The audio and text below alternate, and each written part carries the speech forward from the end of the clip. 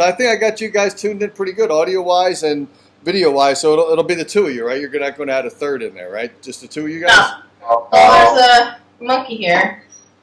Oh, okay, there we go. Don't give that to Jeff. He likes to spank the monkey. Do you know the Dave Darin show? Not enough to boil a monkey's bum. Most people say, who the fuck is Dave Darin? The happiest fucking guy on earth. Who the fuck is Dave Darin? Who the fuck is Dave Darin? Are you a puffed up? He used to be on terrestrial radio, but he got fired. It's over. Don't you think it's over? I'll spit.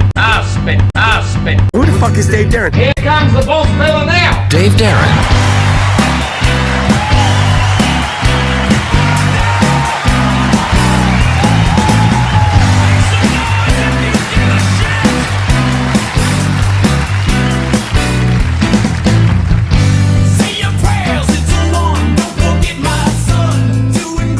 Well, welcome to the show. Jeff Patch is there, and Amanda, I believe, who's the front vocalist for the band, is there also. We're going to drag them over so we can see these guys. There they are. Handsome group of guys, don't we all think so? So, Jeff, welcome to the show. Tell us about the band, and then I'm going to ask you a lot of questions about the music, about the guys in the band, all of the people in the band. I know you even have an extra that appears there once in a while. So tell us about Free to Grow. How did you guys start? What's the meaning of Free to Grow? Tell us a little bit about that, a little teaser before we start getting into the deep conversation. Well, the band started in 2014, and we started live performances and released the self-titled debut album then. We're from Fredericton area in New Brunswick in eastern Canada. That's not to be confused with New Brunswick, New Jersey, just so you know. And that's funny because if you know this, I guess you did do research on me. You said I do great research with you guys. There's a monkey there. I spanked that monkey in my video, if you saw that. I spanked my own monkey. We've got our own monkey. And look, the monkey wears a Free to Grow t-shirt. And this is very unusual because Jeff is usually bending Amanda over and spanking her. So I appreciate that you didn't do that on the show. Oh. Anyway, and who's his Howard Stern? You say I look like? I look like Dave Darin. I don't look like Howard Stern. Never heard of that guy. But Dave Darin. Hey. There we go. That's cool. Dave Darin Jr., by the way, and I just want you to say, Dave Darin Sr., that those emails and those meetings with those Russians, that never happened. Okay? Yeah, that was fake news, right? Fake news. Yeah, fake news.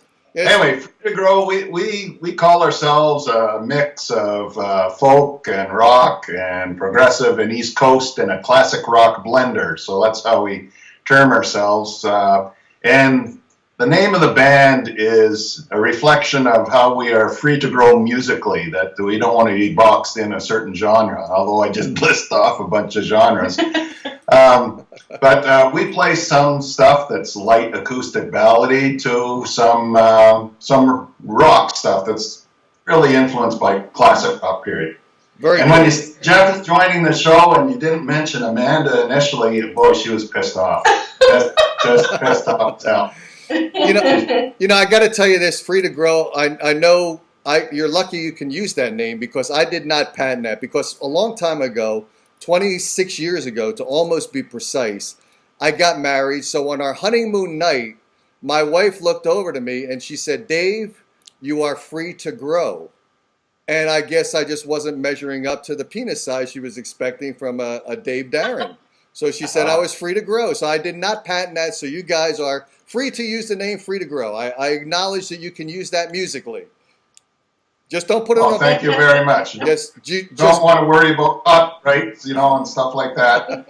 And we're free to grow with no Cialis required. I mean, you just listen to our music and babies will appear. They'll be born. Some of it is just, it just gets you in the mood. Absolutely. And you know what? She had a glass of wine. In the old days when we first started with the band, she was like this shy, demure person. And we'd say, no, belt out that vocal and put a few like sexy oohs in it. And she'd go, no. And then we just have a drink, man. Then do another take, and then it'd be awesome. Wow. But now Now there's no liquor required. No liquor required any longer. One little thing, and then we're going to talk about who's in the band. I want you to tell us about all the members in the band. But one thing I got to tell you, I always ask the bands to be creative, especially in this day and age with their merch booth, for instance. So I'm thinking, you know, when I was talking about Free to Grow, the way I used it when it was in my honeymoon, you guys can have a creative merch booth by having vibrators, and on the vibrator you put Free to Grow. I think that would work for you guys. I think we should have Free to Grow luggage made from foreskins, and then when you rub it, it turns into a suitcase, you know, from a wallet. Wow, look at that. What an imagination. You guys are you need your own radio person. You need your own show, right? So, yeah. The Free to Grow show all the time, 24/7. Tune in or you're going to miss out on awesomeness. Exactly right. Tell us who's in the band. I know there's a lot of you guys in the band. Tell us all of the members of the band, and make sure you tell us about the instruments that they play or the vocals that they do. So tell us all about the guys, including yourself too, of course, Jeff. Well, I play guitar, but I also play different stringed instruments and a bit of flute, sometimes Irish flute and bamboo flute, and acoustic and electric guitars and bouzouki and mandolin on occasion. Simple, honest, direct language. And Joe Bonnell, he's our guitar maestro. He plays most of our lead guitar, and he also does vocals too, as I do, a bit. 2 syllables. A bit. The nervous system has either snapped or is about to snap. Amanda Moss, tell us about yourself, Amanda. Yeah, tell us. Talk for myself. No. Can't take any more input. I'm a vocalist, one of the lead vocalists, and when I'm not playing singing lead, then I usually do some backup harmonies in the other songs. Other people are singing lead, and I also hand Jeff things when he needs to make instrument changes. So I'll hand him his flute or his pick when necessary. In the First World War, that condition was called shell shock. Do you ever hand him the wrong instrument? Pick Like, me up. do you ever hand them the wrong instrument? Because we always think about doctors and some of the fuck-ups with doctors where maybe they'll get handed the wrong scalpel or they'll cut something off that they shouldn't have cut off, right? For some reason, it just keeps getting worse. Did you ever hand him the wrong instrument? Did you ever do that? Hand him the wrong instrument? I've never handed him the wrong instrument, but sometimes maybe I'll hand him the flute backwards or the pick upside down, you know. It's worse with every generation. And for a vocalist, what she does is she helps with the breakdown at the end of a show. The very same combat condition was called battle fatigue. I do. Now, you've played in bands, haven't you, Dave? You have these vocalists, and they kind of come. They don't have gear. You know, I've got to bring acoustic amp, electric amp, usually got a rack, as I say, play different instruments, a couple guitars and different alternate tunings and acoustic, and then an electric guitar and a bouzouki and a mandolin. So I got this rack of stuff behind me, and it gets very confusing. Anyway, Amanda helps pack it up, knows how to put things away, and helps us break down, and that's amazing. Fatigue is a nicer word than shock. Battle fatigue. Notice that when Jeff was talking about the females in the band, he said that there's a rack of stuff behind him. Did you notice he said that? Yes, I noticed that. Yeah. Well, you're talking about the rack beside me. Sounds like something that might happen to your car. Jeff and I talked earlier about one of the videos that I saw, but did you complete the enclave of everyone that's in the band? Did you talk about everybody? No. You missed some people, There's so so many- keep going. Here's the story of a lovely lady who was bringing up 3 very lovely girls. It's the story of a man named Jeff Pat. who was busy with 3 boys of his own. They were 4 men living all together, yet they were all alone.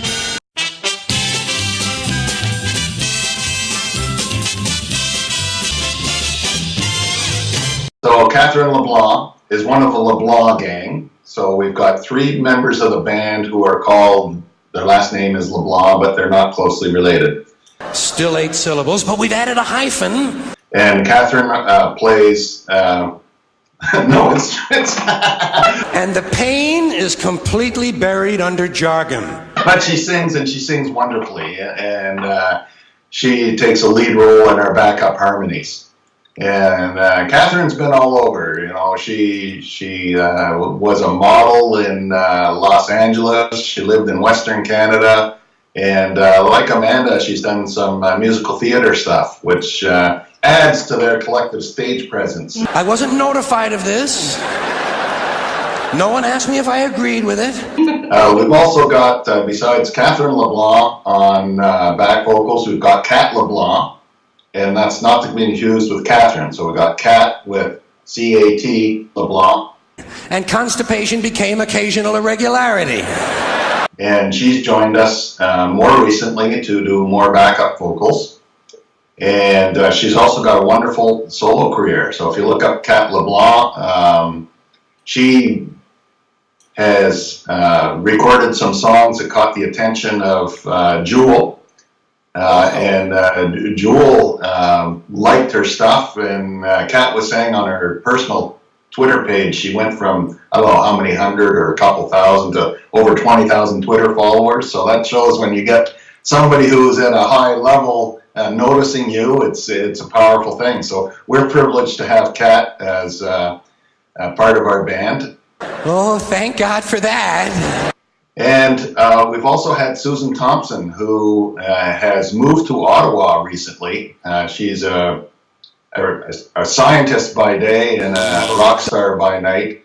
But she's going to perform with us in one of our upcoming gigs, and her back vocals are on our songs on our upcoming album and our previous album. So Susan Thompson.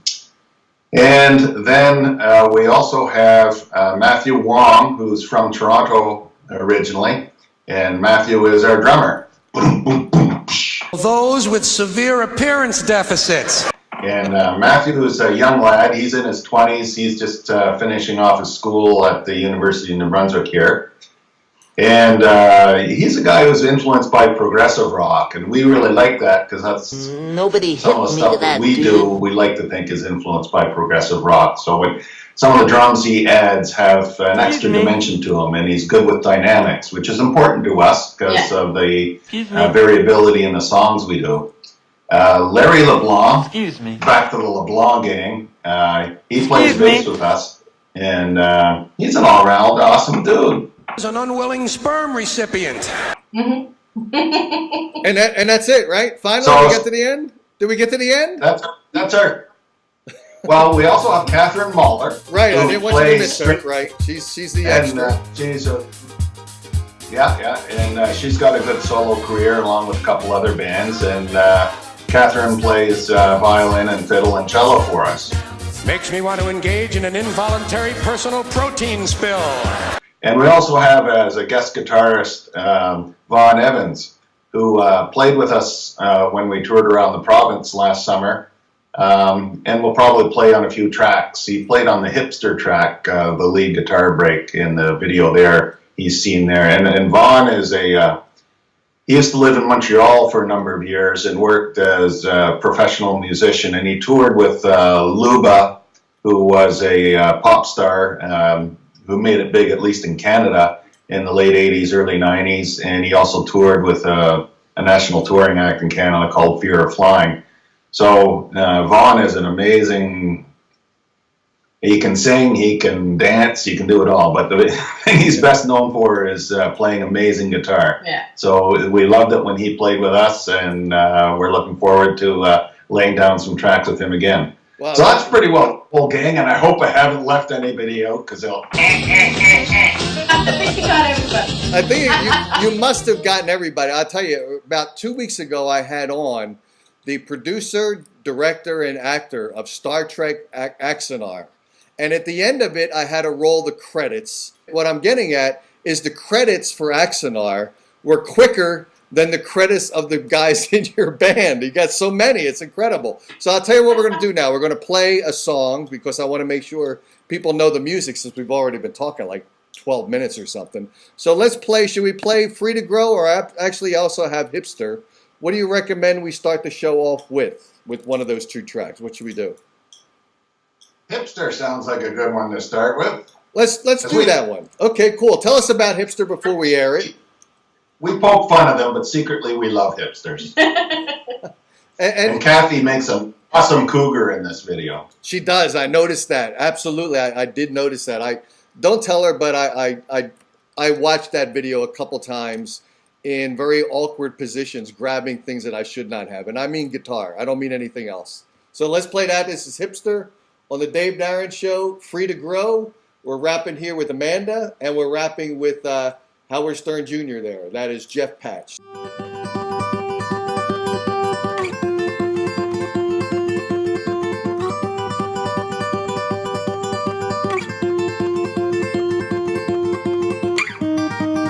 Hey, you. Come on over here. Is that your real hair? I like your jeans, but I love your plaid. You know, I know a place, a real cool place that we could hang out.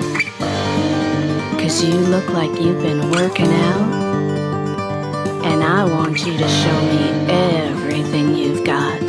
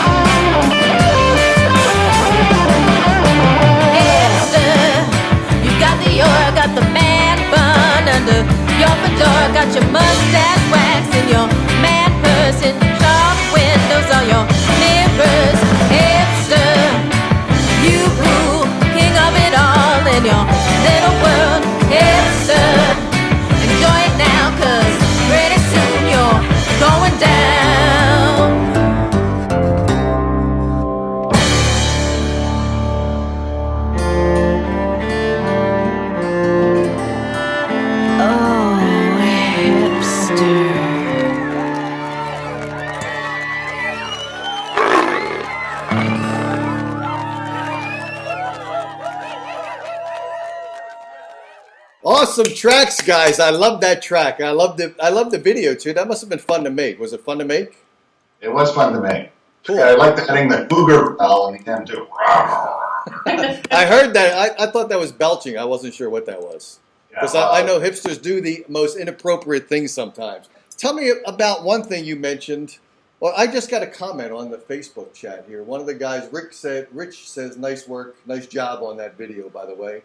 Music, thank you. I guess music included in video as well. I got someone else that just chatted with me, which doesn't pop up on the Facebook.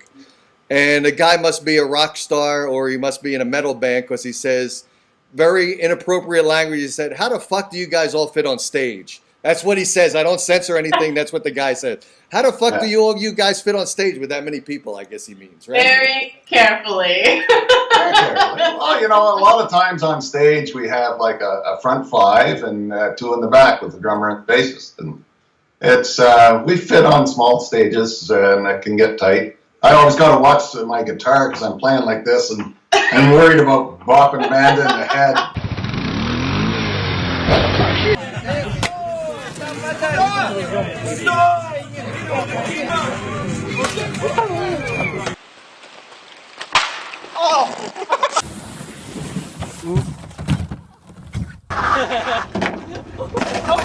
Yeah, I'm sure. Which I'm going to play has only happened once. Yeah. But what happens when we're on a smaller stage is I just have less room to dance. So that's the main issue. Now, I am curious about this. When you guys are writing your music, since there's so many of you in the band, usually when I interview bands, there's a couple predominant writers. Sometimes there's even just one predominant writer in a band of three. Now, you guys have 6 personalities. You have a 7th fit in that plays the fiddle, and you've got I think you got an 8th that fits in once in a while that you mentioned, who goes and plays some guitar work for you guys. So you have a lot of people there, a lot of contributing factors. Does everybody write, or does it come down to a couple people write, the other ones throw in their opinions and massage the product to come up with the end results? How does all that work? How does the manipulation of the music take place? The latter. Joe Bonnell and I are the primary writers, and we'll come with the framework with a song that we've brought our own lyrics to, and then the whole band contributes to massage it, and we may play it on stage for a year or two before we record it. And by then, all the vocalists and the other instrumentalists have added accents and flavors to it, and then it's a finished product. So it starts with maybe a couple of us being the primary writers, but it ends up as a product that everybody's put input into and helped massage to a final product. Cool. Now, are you guys like perfection? Like you said, sometimes it takes you a year before you record it. Now, that's a long time. Now, you are getting everything ready. Does the piece of music change quite a bit? Do you change the piece of music that came out initially based upon the fans' feedback? Like they may say, man, I really love I love the hook. Can you extend the hook a little longer? I'm not talking about the people I usually pick up in the streets, which are called hookers, but I'm talking about the hook of your music. Do you change things around before you actually get to the recording? And does it change a lot from inception to finally the recorded product? And does that change come based upon your fans giving you feedback as well? Talk about the Joe factor. The Joe factor. Well, most of our change, I would say, comes from Joe, and it is the Joe factor. And Joe just has the muse sitting on his shoulder. No tea or tomato juice, you'll see.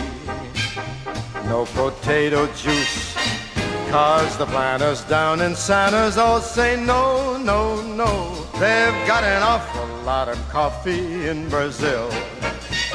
Because we'll be getting ready for a gig, we'll be practicing 2 days before a gig, and Joe will say, you know, this needs this, and he'll come up with another little lick, or he'll extend the break, and it'll just be fantastic. And so, you know, it'll be difficult to learn it right before a gig, but it always adds so much to the song that we're like, well, we got to figure this out because it's amazing. Mm-hmm. Yeah, so we'll experiment with different stuff, and Joe is a master at arrangement, and so he influences a lot of songs. So a lot of songs that I would call myself as a primary writer because I wrote the lyrics and the chord progression, and even said I'd like to have a lead that goes this way. But Joe will add something to it, and often a lot of things. So now, as far as fans, we don't listen to that. But that is true. A lot of bands really do think that, they write the music and they want to be true to who they are, rather than, and I don't think they would really say the words as a sellout if they do, but they want to stay kind of true to who they are. So I can actually respect that you guys write music and you entertain the fans and you hope that they like what you're doing. You got the following now that obviously does. So I can dig that. I understand that pretty well. That's a good thing to do. Did you ever write a song based upon, well, how do you write songs? Do you write them based upon fiction, or do you write them based upon what has happened in your lives?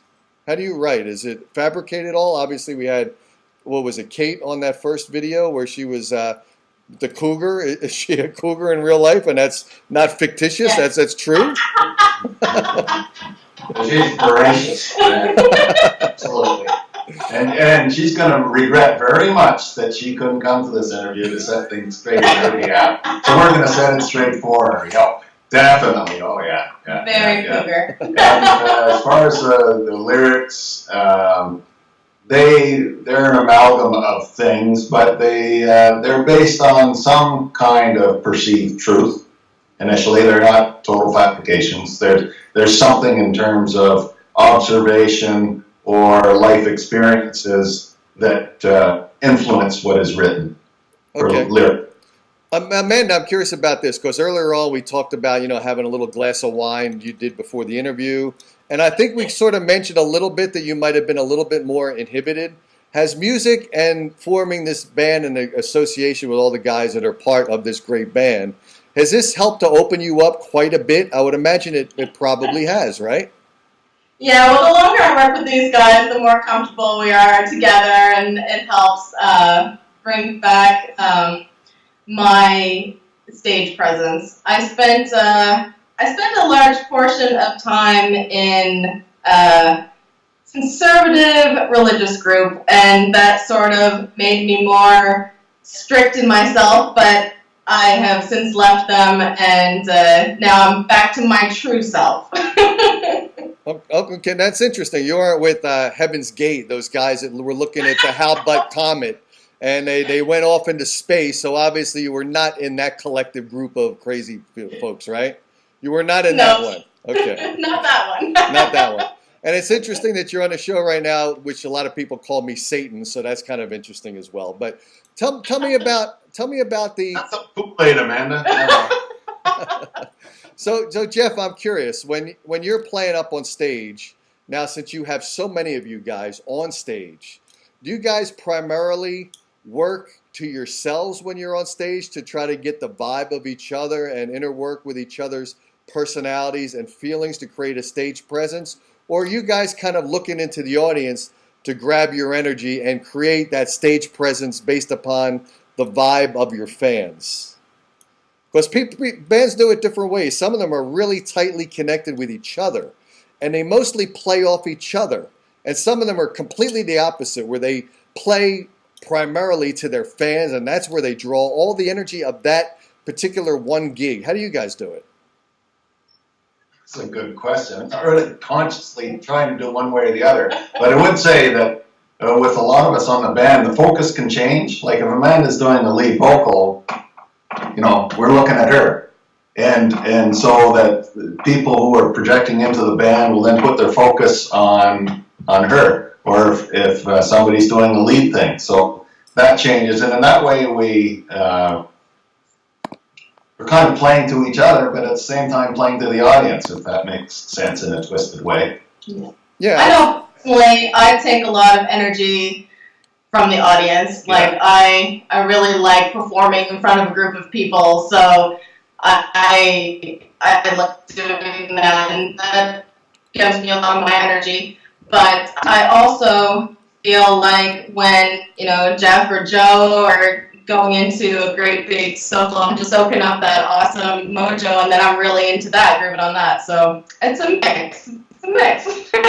Cool. And sometimes you get these gigs where there's nobody there. But we ensure that we're having fun on stage. So we still, and we've had this kind of compliment from people who come to a show well attended and say, "Oh, you guys really still showed a lot of energy on stage, even though it wasn't well attended."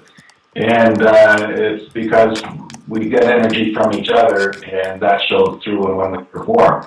Not in a responsive. That means the next day I don't feel like a walking sack of shit. You got energy from that, and it's great stuff. Right. I just got I had a question in my mind, and it looks like a fan came up with the same question that I did.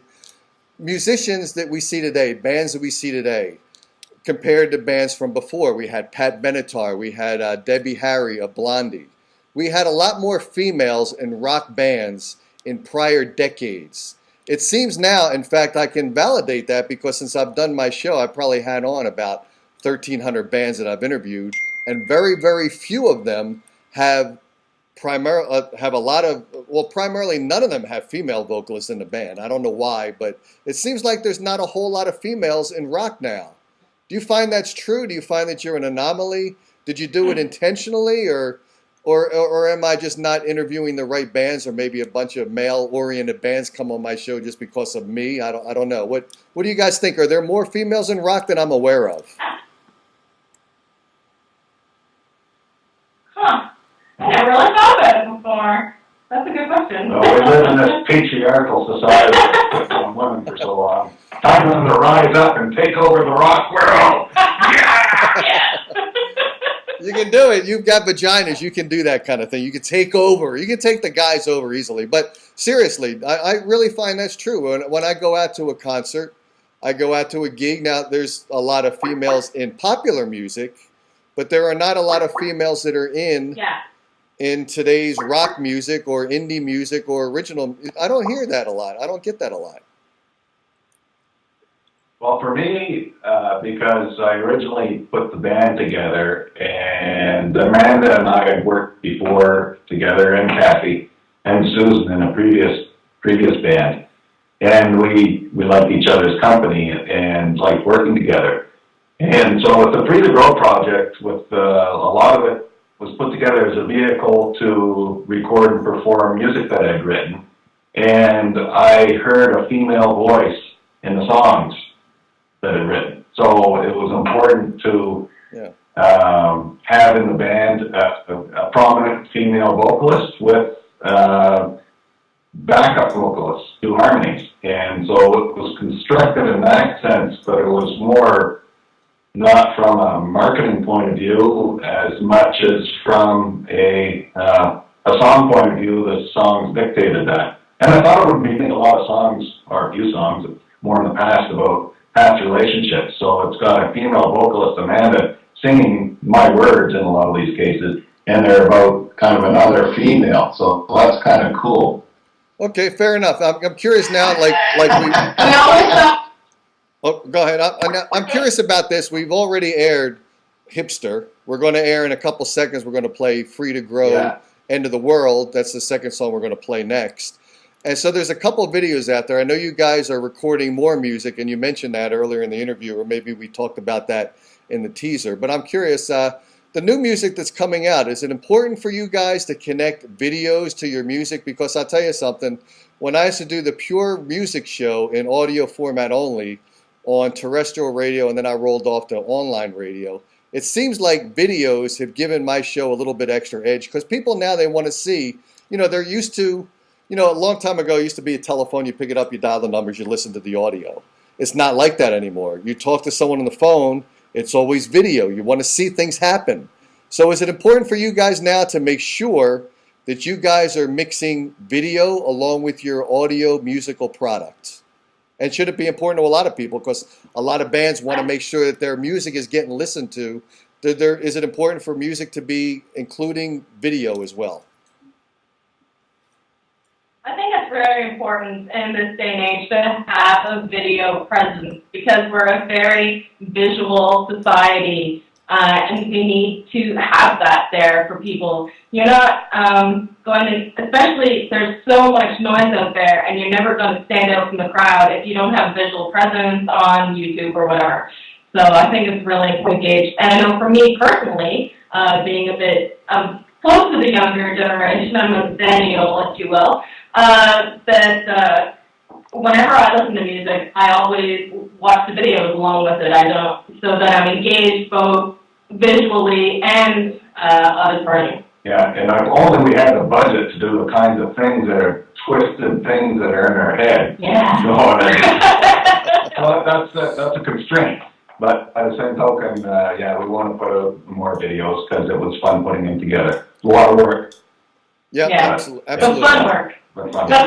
So Jeff and Amanda, what we're going to do is we're going to play the next song, which is called "End of the World." I'm going to say goodbye to you guys now, but what I want to do is give you guys an invite so that when you get your new music out there, and I know that you're working on it and you're going to work on some videos, make sure that you come back on the show and let's entertain the audience with the fresh new music that you guys are going to be working with. And I want to see more leg. I want to see Amanda's leg in the next video. We saw Kate's, right? I want to see Amanda's legs in the video. Okay, and as a teaser, here's my leg. I don't know if you guys can see it. Look at that sexy leg. So Amanda, you saw my leg. I want to see your legs next video. I don't want to see. Let me clarify. I do not want to see Jeff's legs. Okay, I do not want to see that. Hey, mine are very sexy, and they're sexier than yours. And you got to start shaving, bud. That's right. I will actually. When I go out tonight, I'm going out. I'm getting tired of women. I'm going to try to pick up some guys. So I'm going to shave the legs, strap some breast on, and I'll let you know how I do. Okay? There you go. Yeah. Variety is the spice of life. That's right. Absolutely. So this is Jeff Patch, Amanda, Free to Grow. This is the name of the band. How do they hook up with you? Twitter, Facebook, all different ways. Google your name, Free to Grow. I think it's Free to Grow Band, right, on Facebook. Free to Grow Band on Twitter. Free to Grow is a band page on Facebook, and at Free to Grow Band with underscores in between is our Instagram.